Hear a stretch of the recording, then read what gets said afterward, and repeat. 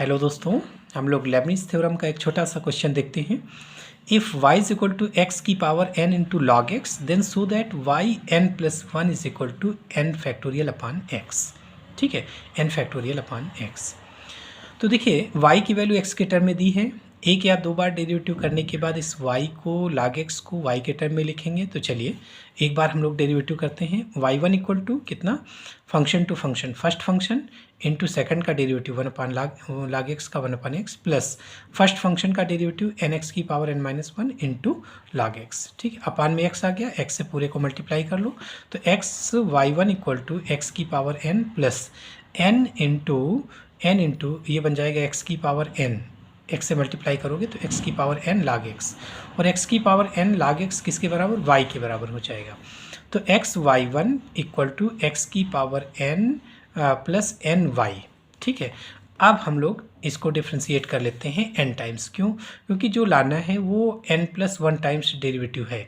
y n plus one का मतलब y का n plus one times derivative, और वन टाइम्स आप कर चुके हो तो कितनी बार और करना पड़ेगा, n times. So differentiating n times with respect to x by using Leibniz theorem. अब लेबनिज़ थ्योरम की बात आ गई तो लेबनिज़ थ्योरम होता क्या है, देख लीजिए। If u and v are two function of x, then nth derivative of u into v is equal to nth derivative of u into v plus nc1 n minus 1th derivative of u into first derivative of v plus nc2 n minus 2th derivative of u into second derivative of v। इस तरीके से आगे plus बढ़ता रहेगा। ठीक है, तो देखिए u और v दो प्रोडक्ट के फॉर्म में है, उसका nth डेरिवेटिव।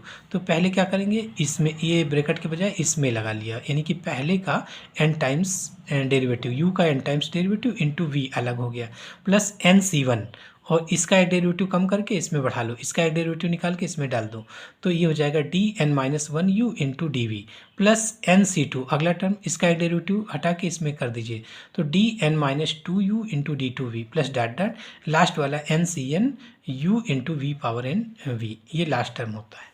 ठीक, जहाँ भी एन सी एन आ जाएगा वो उसका लास्ट टर्म होगा। तो हम लोग लेबनिज़ थ्योरम यहाँ पर लगाने चल रहे हैं। तो n टाइम्स डिफ्रेंशिएट कर लो, तो d पावर n लगा दीजिए, पूरी इक्वेशन को d पावर n से मल्टीप्लाई कर लो, लेकिन y वाला टर्म पहले लिख लेंगे। तो ये हो जाएगा आपका d power n y1 into X plus this equal to d power n x की पावर n प्लस n तो कांस्टेंट है, d पावर n y। ठीक, लेबनिज़ थ्योरम लगाइए इसमें, तो क्या होगा, ब्रैकेट पहले में लग गया, तो d power n y1 into x, दूसरा इंटू में आ गया, प्लस एन सी वन, अगला टर्म आएगा एन सी वन, इसका एक डेरिवेटिव कम करो और इसको डिफ्रेंशिएट कर लीजिए। तो इसका एक डेरिवेटिव कम किया तो d power n minus one y1, और इसका डिफ्रेंशिएशन किया तो वन आ गया, एक्स का डेरिवेटिव वन आ गया। अगले टर्म में वन का डेरिवेटिव जीरो हो जाएगा। तो इसका लेबनिज़ थ्योरम जब लगाएंगे इसमें तो इतने ही नॉन जीरो टर्म मिलेंगे, इसके आगे वाले सब जीरो हो जाएंगे।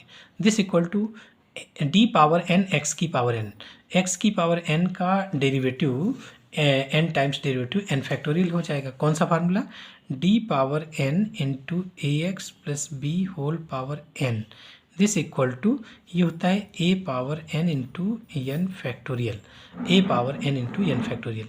यहाँ ए की वैल्यू वन और बी की वैल्यू जीरो, तो डी एन इंटू एक्स की पावर एन कितना हो जाएगा, एन फैक्टोरियल आ जाएगा। ए की वैल्यू वन है। ठीक है, तो D N in D power N into N X की पावर एन, इसकी वैल्यू हो जाएगी एन फैक्टोरियल। तो ये हो गया आपका N factorial plus N into Y का N times derivative Y N हो गया।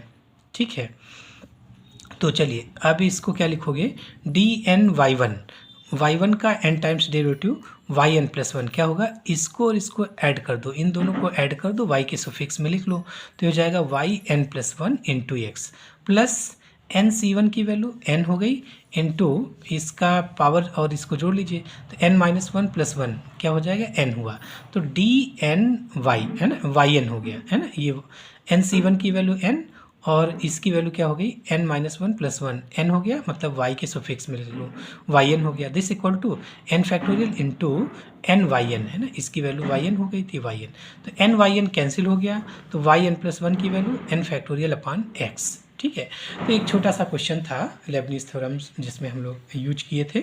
ठीक है, अच्छा क्वेश्चन है, एग्जामिनेशन पॉइंट से तैयार कर लीजिएगा इसको। Thank you.